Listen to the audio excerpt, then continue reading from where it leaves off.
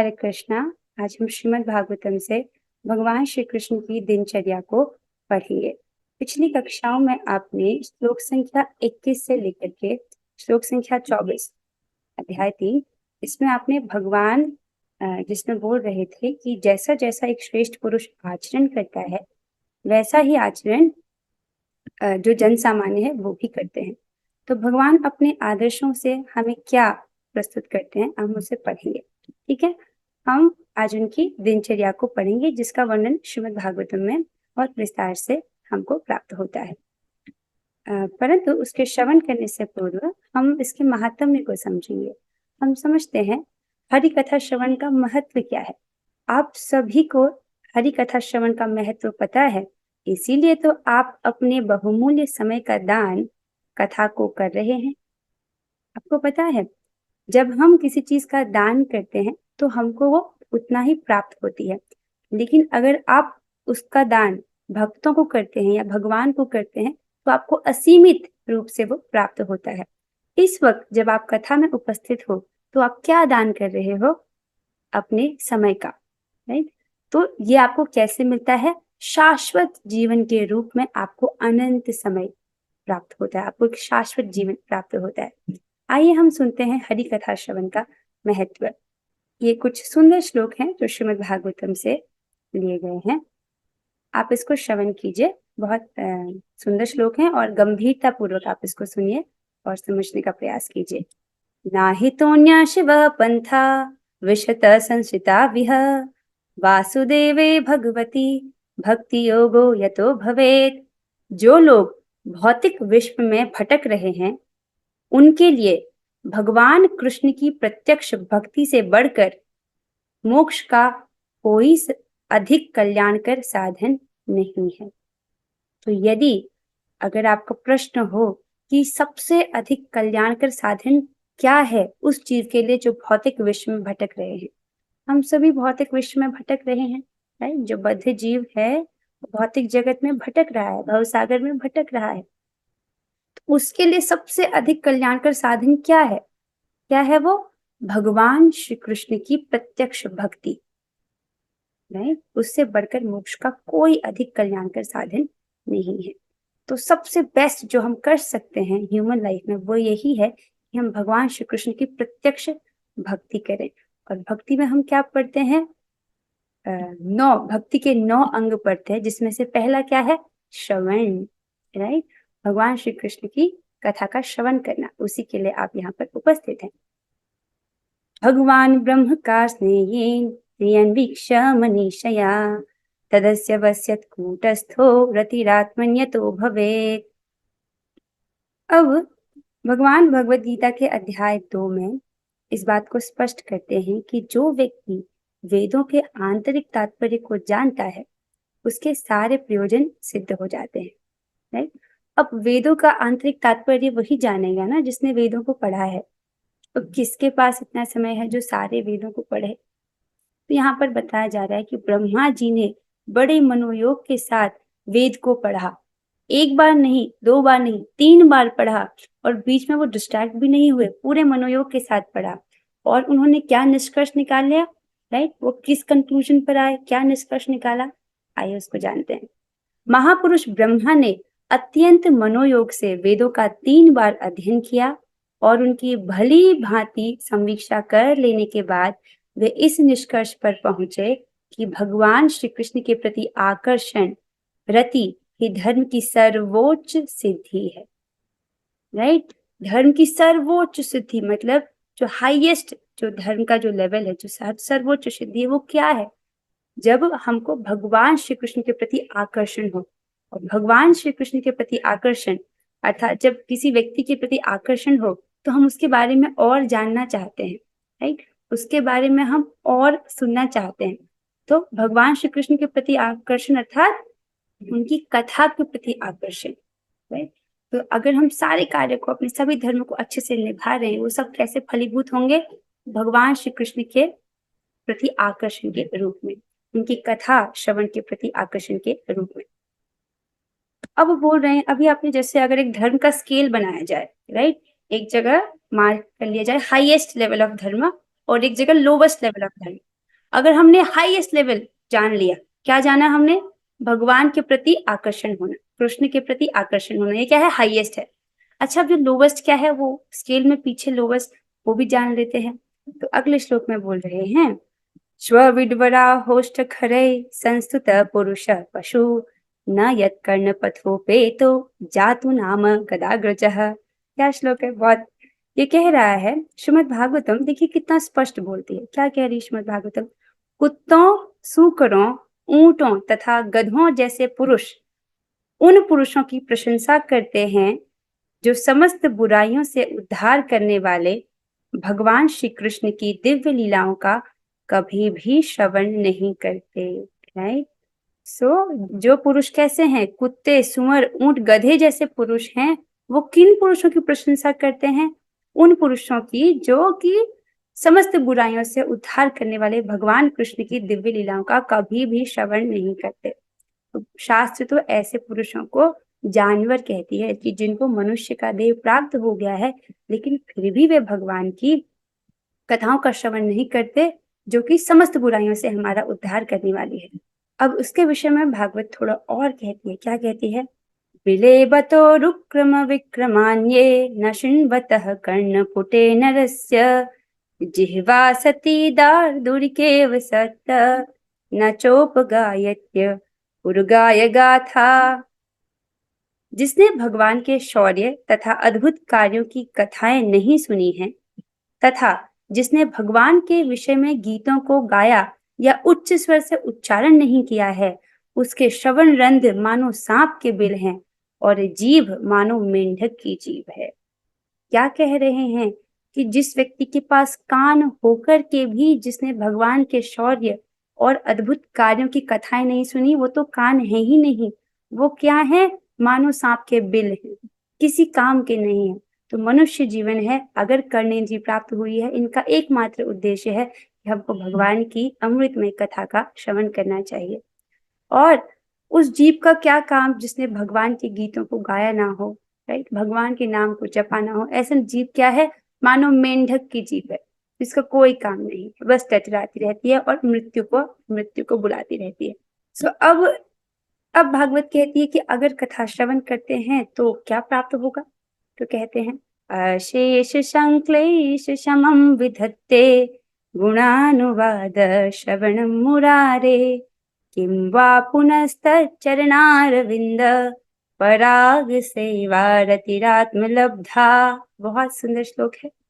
भगवान श्री कृष्ण के दिव्य नाम, रूप इत्यादि के कीर्तन तथा श्रवण मात्र से मनुष्य की असीम कष्टप्रद अवस्थाएं शमित हो सकती हैं। हो सकती हैं क्यों बोला है? देखो, नाम रूप इत्यादि के कीर्तन तथा श्रवण मात्र से, केवल सुन रहा है, ये उम्मीद नहीं है कि उसको समझ आए, बस कान से इसको सुनाई दे रहा है। श्रवण मात्र से मनुष्य की असीम कष्टप्रद अवस्थाएं जो हैं वो शमित हो सकती हैं, यद्यपि जब वो अपराध ना करे तो। राइट? जब हम नाम जप करते हैं, उसके प्रति हमको नाम अपराध से भी बहुत सावधान रहना चाहिए। एक ही नाम अनेक अनेक जन्मों के पापों को नष्ट कर देता है, ये बात सत्य है। राइट? अब कोई दुष्ट व्यक्ति सोचे कि हाँ, हरि नाम तो सारे पापों को नष्ट कर देता है, तो मैं पाप करता हूँ, फिर हरि नाम उसको नष्ट कर देगा। अब ये मनोवृत्ति बहुत गलत है, उसको नाम अपराध लगता है। राइट? नाम अपराध लगता है तो क्या होता है?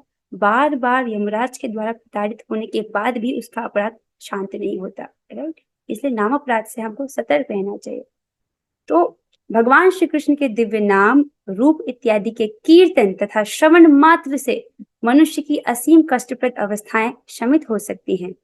अतएव उनके विषय में क्या कहा जाए जिन्होंने भगवान के चरण कमलों की धूल की सुगंध की सेवा करने के लिए आकर्षण प्राप्त कर लिया हो। बहुत सुंदर श्लोक है, इसको हम आज श्रीमद् भागवतम में भी पढ़ रहे थे। राइट? तो हमको पहले प्रचुर मात्रा में भगवान का कीर्तन, भगवान का श्रवण करना है। और इसको भगवान भगवत गीता में भी कहते हैं कि तुम भक्ति करो और उसके बाद क्या करो? मुझे प्राप्त करने की इच्छा को प्राप्त हो। राइट? अगर हम इस भौतिक जगत में किसी भी वस्तु की इच्छा करेंगे तो हम यहीं फंस जाएंगे। भगवान क्या कह रहे हैं? तुम मुझे प्राप्त करने की इच्छा को प्राप्त करो। और श्रीमद् भागवतम क्या कहती है कि जिन्होंने भगवान के चरण कमलों की धूल की सुगंध की सेवा करने के लिए आकर्षण प्राप्त कर लिया हो। तो इस प्रकार से हमको कथा श्रवण करना चाहिए और भगवान की सेवा के प्रति, और यहाँ पर तो और अच्छे से भगवान के चरण कमलों की धूल की सुगंध की सेवा करने की आकर्षण को प्राप्त कर लिया, अर्थात बहुत विनम्र। हम इतने भी योग्य नहीं कि भगवान की चरण कमलों की सेवा मिल सकेगी। अरे चरण कमलों की धूल ही सही, अच्छा वो नहीं तो उससे जो धूल की सुगंध ही सही, तो एकदम coming to very humble position, बहुत विनम्र भाव से। अब आइए, हमने भगवान के हरि कथा श्रवण के महत्व को जाना। अब हम हरि कथा श्रवण करते हैं, उस अमृत का पान करते हैं। भगवान जब इस धराधाम में आते हैं तो हमें अपने आचरण से वो करके दिखाते हैं, राइट। अपने आचरण से भगवान हमको ये करके दिखाते हैं कि हमको किस प्रकार जीना चाहिए। और गृहस्थ आश्रम में जो लोग हैं उन पर तो वो विशेष रूप से कृपा करते हैं, अपने आचरण से वो करके दिखाते हैं। तो भगवान की तो बहुत बड़ी गृहस्थी थी, राइट। 16,108 उनकी रानियां थी। तो अब जानते हैं कि भगवान की दिनचर्या क्या है। इसको हमने ये श्रीमद् भागवतम के 10वें स्कंद से यहाँ पर लिया गया है श्लोकों का अनुवाद। ये हम आज क्यों पढ़ रहे हैं इसको भी समझिए। हम श्रीमद् भगवत गीता के अध्याय 3 कर्मयोग को पढ़ रहे हैं, जिसमें श्लोक संख्या 21 से लेकर 24 तक भगवान क्या कहते हैं। भगवान कह रहे थे, महापुरुष जो जो आचरण करता है सामान्य व्यक्ति उसी का अनुसरण करते हैं, राइट। फिर उन्होंने कहा था कि तीनों लोकों में मेरे लिए कोई भी नियत कर्म नहीं है, राइट। ना मुझे किसी वस्तु का अभाव है, ना आवश्यकता है, फिर भी मैं अपने नियत कर्म करने में तत्पर रहता हूँ, राइट। तो अगर आप अपने नियत कर्मों को नहीं करेंगे तो क्या होगा। फिर भगवान कहते हैं, क्योंकि यदि मैं नियत कर्मों को सावधानी पूर्वक ना करूं तो ये निश्चित है कि सारे मनुष्य मेरा ही अनुगमन करेंगे, मेरा ही अनुसरण करेंगे, और इस प्रकार क्या होगा, यदि मैं नियत कर्म ना करूं तो ये सारे लोग नष्ट हो जाएं। इस प्रकार से हम भगवद गीता में पढ़ रहे थे। तो इसी क्रम में हम जान रहे हैं कि भगवान ने अपने आचरण से क्या आदर्श प्रस्तुत किया, हम उसको आज पढ़ेंगे। हम उनकी दिनचर्या के विषय में आज पढ़ रहे हैं। आइए इसको पढ़ते हैं। आप ध्यानपूर्वक इसका श्रवण कीजिएगा।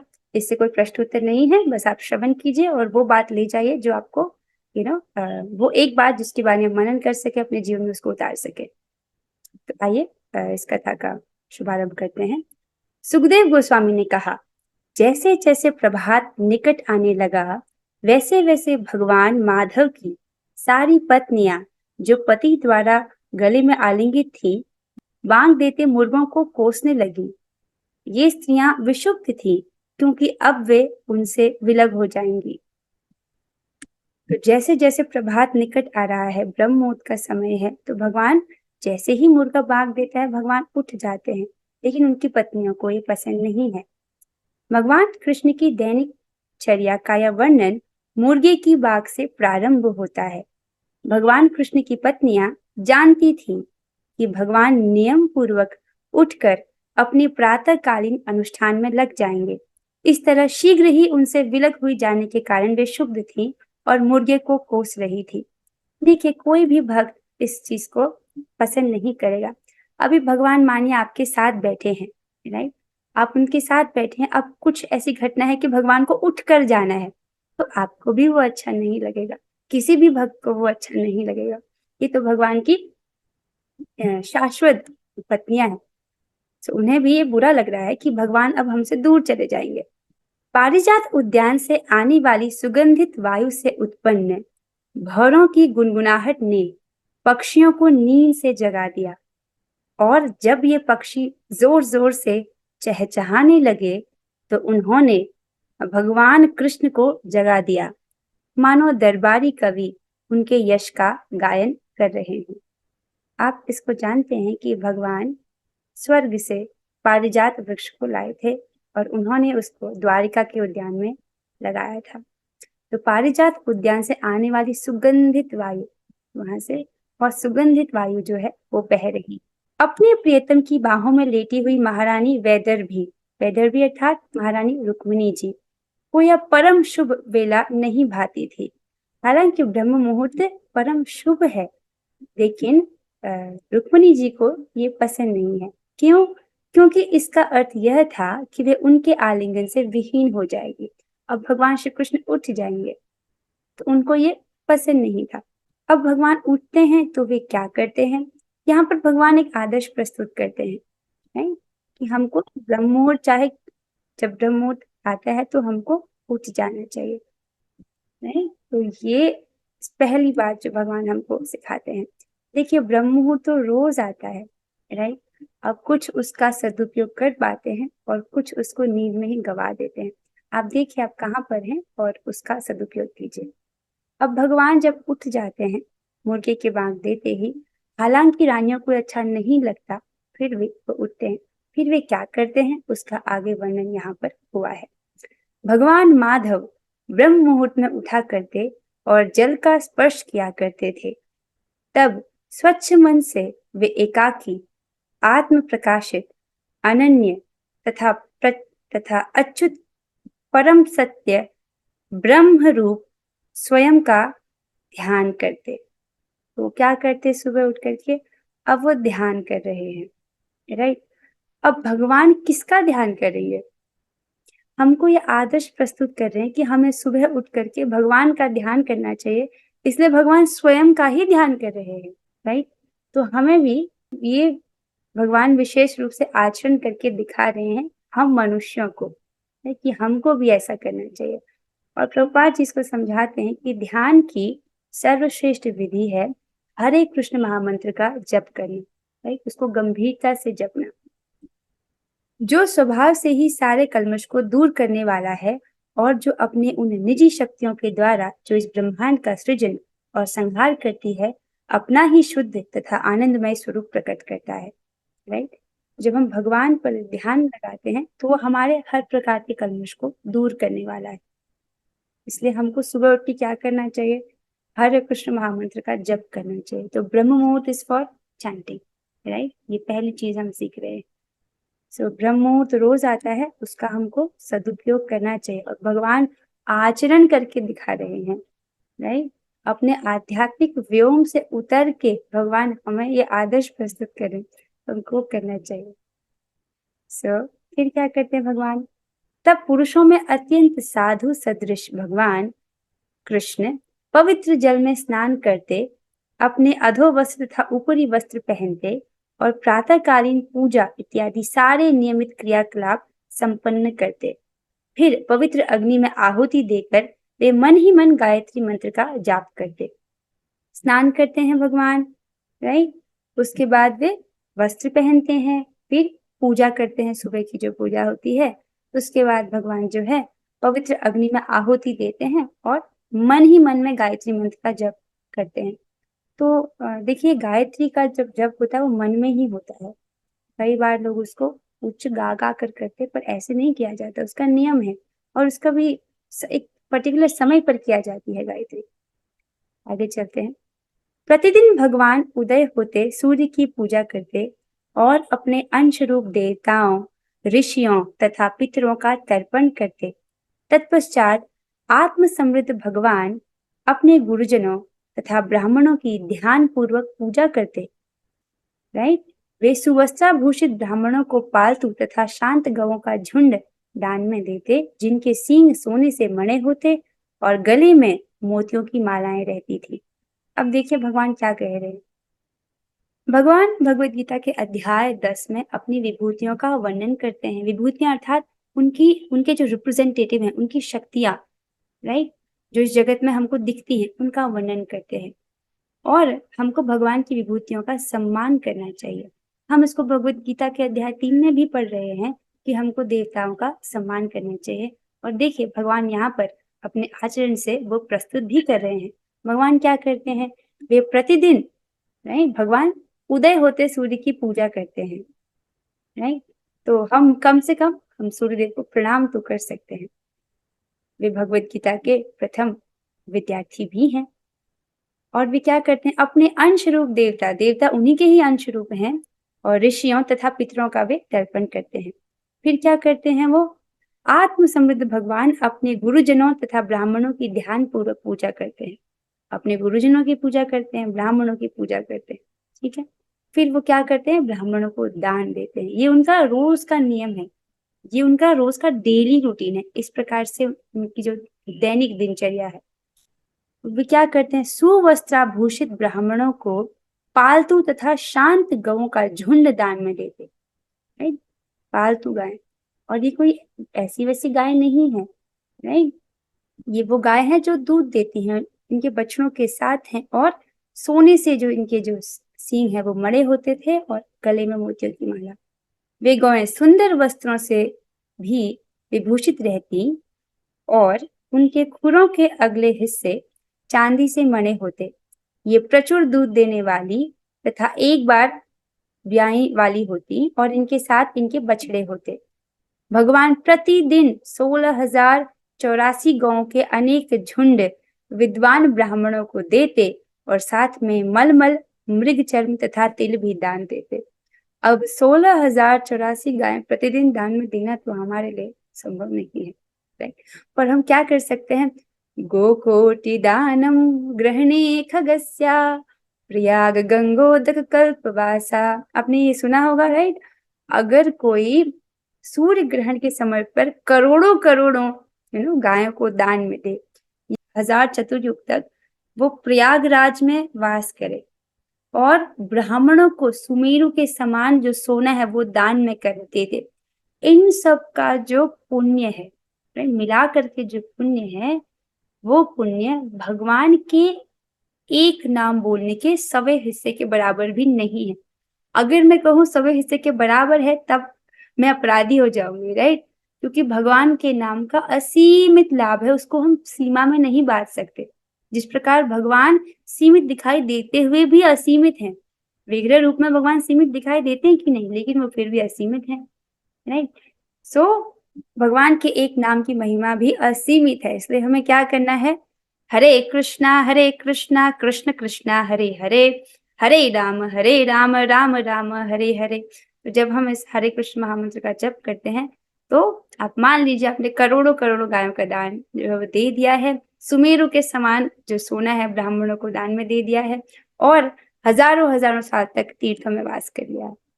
आगे चलते हैं, फिर भगवान क्या करते हैं। भगवान कृष्ण गौओं, ब्राह्मणों तथा देवताओं, अपने वरिष्ठ जनों अर्थात वृद्ध जनों तथा गुरुओं और समस्त जीवों को जो उन परम पुरुष के ही अंश रूप हैं नमस्कार करते हैं, राइट। अर्थात भगवान इन सबका सम्मान करते हैं, सबको नमस्कार करते हैं। हालांकि भगवान परम पुरुष हैं, उनको ऐसा करने की आवश्यकता नहीं है, लेकिन हमें सिखाने के लिए भगवान ऐसा आचरण कर रहे हैं, इसीलिए हमको ऐसा करना चाहिए, ठीक है। तो क्या कह रहे हैं, भगवान गौओं को नमस्कार कर रहे हैं। तो इससे हमको भी पता चलता है कि जब आप गौओं को देखें, जब हम गौओं को देखें, हमको उनको भी नमस्कार करना चाहिए, अर्थात गायों को, राइट, ब्राह्मणों को, देवताओं को, राइट, और वृद्ध जनों को, गुरुओं को, और समस्त जीवों को। यहाँ तक तो संभव लग रहा है। आगे भगवान समस्त जीवों को जो जो जो उन परम पुरुष के ही अंश रूप हैं नमस्कार करते हैं, right. This is very difficult. समस्त जीवों को, मक्खी, मच्छर, कुत्ता, सुअर, गधा, एवरीबडी। मैंने एक वरिष्ठ भक्त से पूछा कि आप इस चीज को कैसे पालन करते हो, क्योंकि जब हम जानते हैं, जब हम श्लोक को पढ़ते हैं शिक्षाष्टकम में, तृणादपि सुनीचेन तरोरपि सहिष्णुना अमानिना मानदेना कीर्तनीय सदा हरि। ये एक सीक्रेट है जिससे नाम में रस प्राप्त हो, राइट। क्या करना है, तृण के समान अपने आप को नीच समझना। जैसे घास का क्या मान सम्मान, अपने आप को जमीन में पड़ी हुई घास जितना तृणतुल्य समझना, इस प्रकार से हम्बल होने। दूसरा, पेड़ के समान सहिष्णु, राइट। और तीसरा है कि खुद स्वयं मान की इच्छा नहीं करनी है और सामने वाले का सम्मान करना है। तो एक वरिष्ठ भक्त से पूछा मैंने कि ऐसा तीसरा वाला इंस्ट्रक्शन कैसे करना है। तो उन्होंने कहा कि सारे जो जीव है उनका सम्मान कैसे करना है, राइट। तो उन्होंने कहा ये मन में होता है। मतलब आप जा रहे हो रास्ते से, आपको जितने जीव दिख रहे हैं, अब जरूरी नहीं कि सामने से प्रणाम करो, आप उनको मन में, जो उनके भीतर परमात्मा है, उनको प्रणाम करते हुए चल रहे हो। तो वो करते हैं, इसीलिए उन्होंने मुझे ऐसा बोला। मुश्किल होता है पर हम इसका अभ्यास कर सकते हैं। तब वे शुभ वस्तुओं का स्पर्श करते। आगे चलते हैं। ये बिट टफ है। समस्त जीवों को जो उन परम पुरुष के ही अंश रूप है उनको नमस्कार करते हैं भगवान। आगे फिर भगवान क्या करते हैं, वे मानव समाज के आभूषण स्वरूप अपने शरीर को अपने विशेष वस्त्रों तथा रत्नों से और दैवी फूल मालाओं एवं लेपों से सजाते, नहीं, दैवी फूल मालाओं एवं लेपों से सजाते। तो भगवान इस चित्र में आप देखिए बहुत सुंदर लग रहे हैं। तो यहाँ पर श्रीधर स्वामी जी बताते हैं कि निजी वस्त्रों तथा आभूषण का अर्थ ये है कि भगवान का सुप्रसिद्ध पीताम्बर, भगवान पीताम्बर धारण करते हैं, और कौस्तुभ मणि जो केवल भगवान ही धारण करते हैं, उसके इत्यादि सम्मिलित हैं, उसके विषय में बोला गया है। तो अब भगवान क्या है, मानव समाज के आभूषण, राइट। जैसे आभूषण अर्थात जूल, तो पूरे मानव समाज के क्या है, आभूषण स्वरूप वे स्वयं है। अब वे अपने आप को अपने शरीर को अपने वस्त्रों तथा रत्नों से सजा रहे हैं। कितना सुंदर तरीके से बोला गया है।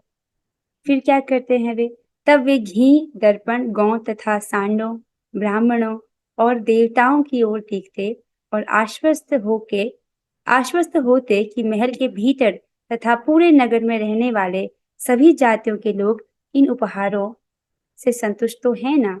तत्पश्चात अपने मंत्रियों की इच्छाओं को पूरा करके उनका अभिवादन करते और सत्कार करते, राइट। तो फिर वो भगवान ये आश्वस्त करते कि जो ब्राह्मण हैं, देवता हैं, गौ सांड है, ये सब संतुष्ट तो है ना, राइट। इस प्रकार से वो, और पूरे नगर में जो लोग हैं वो सब, सभी जातियों के लोग वो संतुष्ट तो है ना, इस प्रकार से वो देखते। उसके बाद अपने मंत्रियों का अभिवादन करते, उनका सत्कार करते।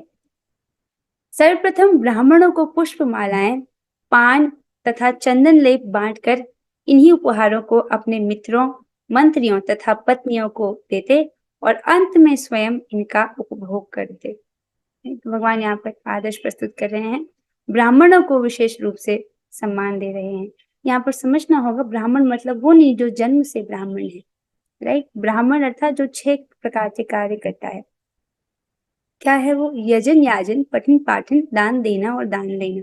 जो यज्ञ करता है, राइट, यजन याजन, वो यज्ञ करवाता है। कलयुग में क्या है यज्ञ, हरे कृष्णा कृष्ण कृष्णा हरे हरे, हरे राम राम राम हरे हरे। यही यज्ञ है जो हम कलयुग में कर सकते हैं, क्योंकि कलयुग में शुद्ध सामग्री उपलब्ध है ही नहीं। लेकिन भगवान का नाम परम शुद्ध है, परम पवित्र है, सब कुछ शुद्ध पवित्र करने वाला है। यजन याजन पठन पाठन अर्थात जो दिव्य ग्रंथ है उनको पढ़ता है और पढ़ाता है, पठन पाठन, और दान देना दान लेना, राइट, दान देता है दान देता है।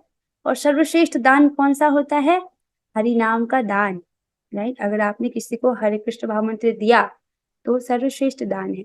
देखिए, अगर आप कोई भौतिक वस्तु किसी को दान में देते हैं वो भी बहुत अच्छा है, राइट। किसी को भी दान में देते हैं, किसी भी जीव की हम सहायता करते हैं किसी भी प्रकार से, तो भगवान उससे हमसे प्रसन्न होते हैं। लेकिन जब आप किसी को हरिनाम दान में देते हो, आपने उसका शाश्वत समय के लिए उसका कल्याण कर दिया, क्योंकि अब वो जितना भी जपेगा उसको जो लाभ होगा वो शाश्वत समय के लिए मिलेगा। कोई भी भौतिक वस्तु हम देंगे किसी को तो वो सीमित लाभ होगा, राइट। कुछ धन आपने दिया, वो कुछ समय तक उसके काम आएगा, राइट। लेकिन नाम हमेशा हमेशा के लिए काम आएगा। मैं ये नहीं कह रही हूँ कि धन ना दीजिए, लेकिन नाम का दान करना सबसे बड़ा दान है, राइट। और दान देना और दान स्वीकार करना। जो ब्राह्मण है वो दान भी स्वीकार करते हैं। उनको ब्राह्मण है, जन्म से जो ब्राह्मण है उनके बारे में अभी बात नहीं हो रही है। उस समय पर तो योग्य ब्राह्मण थे, अब कलयुग में ऐसा बहुत ही रेयर है, देखने को मिलता है।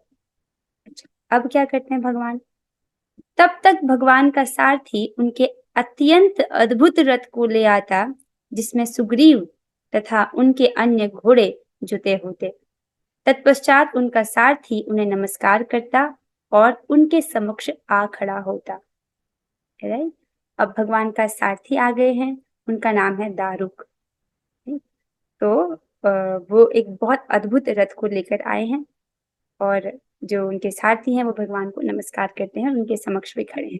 अब क्या हुआ, अपने सारथी के हाथों को पकड़कर भगवान श्री कृष्ण सात्विकी तथा उद्धव के साथ साथ रथ पर इस तरह चढ़ते मानो सूर्य पूर्व के पर्वत उदयांचल पर उदय हो रहा हो। कितना सुंदर लगता है एक सूर्य उदित होते हुए। तो भगवान जो है सात्विकी और उद्धव जी के साथ साथ रथ पर चढ़ रहे हैं। आचार्यगण इंगित करते हैं कि सारथी का हाथ पकड़कर चढ़ने का अर्थ वो समझाते हैं। देखिए कितना सुंदर है, भगवान के सारथी की भी कितनी सुंदर सेवा है। आचार्यगण इंगित करते हैं कि सारथी हाथ जोड़े खड़ा रहता और भगवान अपने दाहिने हाथ से उसके जुड़े हाथों को पकड़कर रथ पर चढ़ते। कितना मधुर है। महल की स्त्रियां भगवान कृष्ण को लजीली प्रेममयी चितवनों से देखती और इस तरह वे मुश्किल से उनसे छूट पाते। तो आप समझ सकते हो कि भगवान जो है अपने अद्भुत रथ में सवार हैं अपने मित्र उद्धव और सात्विकी जी के साथ है, और वो द्वारका की ओर प्रस्थान कर रहे हैं, अपने जो महल की ओर प्रस्थान कर रहे हैं, सभा की ओर। और यहाँ पर अंतपुर में जो रानियां हैं और वहां वो सब उनको ऊपर से देख रही हैं, छज्जों से देख रही हैं। तो महल की स्त्रियां भगवान कृष्ण को लजीली प्रेममयी चितवनों से देखती और इस तरह वे मुश्किल से उनसे छूट पाते। तत्पश्चात वे अपनी हंसी युक्त मुख से उनके मन को चुराते हुए चल पड़ते। सारी रानियां उनको देख रही हैं, महल की स्त्रियां उनको देख रही हैं। भगवान भी अपनी हंसी युक्त सुंदर स्मित मुस्कान से उनका अभिनंदन करते हैं और वे मुस्कुराते हुए चल पड़ते हैं सभा भवन की ओर। आज के लिए हम इतना ही पढ़ पाएंगे। यहाँ पर भगवान श्री कृष्ण की दिनचर्या के विषय में इतना ही वर्णन है। इसके साथ हम आज की कक्षा को यहाँ पर विराम देंगे। अब से आई थिंक आपने एक महत्वपूर्ण बात ये सीखी होगी। वैसे बहुत सारी बातें हैं जो हम यहाँ से सीख सकते हैं, लेकिन सबसे महत्वपूर्ण अर्थ जो सबसे पहली चीज जो हमको लेकर जानी है वो है कि ब्रह्म मुहूर्त का उपयोग कैसे करें। रोज ब्रह्म मुहूर्त आता है, लेकिन हमको इसको यूज करना है अपनी साधना के लिए, राइट। उसको जप में यूज करना है, भगवान की साधना के लिए यूज करना है। अंत में एक निवेदन है। देखिए, परम पूज्य गोपाल कृष्ण महाराज जी का स्वास्थ्य ठीक नहीं है। हम सभी उनके लिए, उनके अच्छे स्वास्थ्य के लिए प्रार्थना करते हैं। और आइए अब हम 3 बार उनके स्वास्थ्य के लिए हरे कृष्ण महामंत्र का जप करेंगे। आपने let's do the conclusion of today's class. हमने क्या सीखा आज? हमने ये सीखा कि भगवान अपने आदर्श से हमें प्रस्तुत करते हैं कि हमको किस प्रकार से जीवन जीना चाहिए, राइट। एक बात अगर आपको आज की क्लास से ले जानी है वो ये होगा कि ब्रह्म मुहूर्त का उपयोग कैसे किया जाए। ब्रह्म मुहूर्त क्या होता है? सूर्योदय से 1.5 घंटे का समय, 1.5 घंटे पहले का समय, राइट। जो सतोगुण का समय होता है, ब्रह्म का समय होता है, हमको उसका उपयोग जप के लिए करना चाहिए। मतलब आप उठिए, आप मंगल आरती जाए, फिर आप जप में बैठ जाइए। That is the best use of this time. अब हम जो है परम पूज्य गोपाल कृष्ण महाराज के लिए 3 बार हरे कृष्ण महामंत्र का जप करते हुए भगवान से प्रार्थना करते हैं कि भगवान उनके स्वास्थ्य को जल्दी से रिकवर कर दे।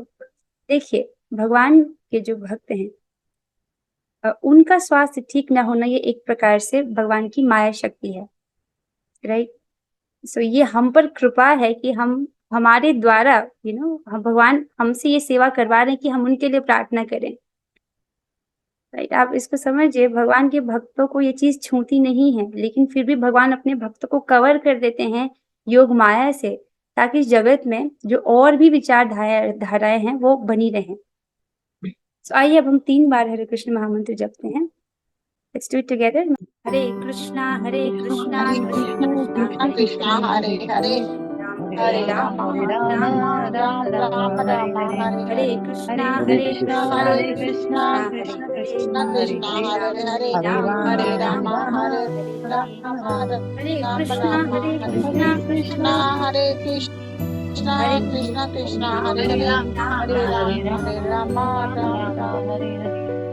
श्रीमद् भागवत की जय, श्री प्रभुपाद की जय। और हरे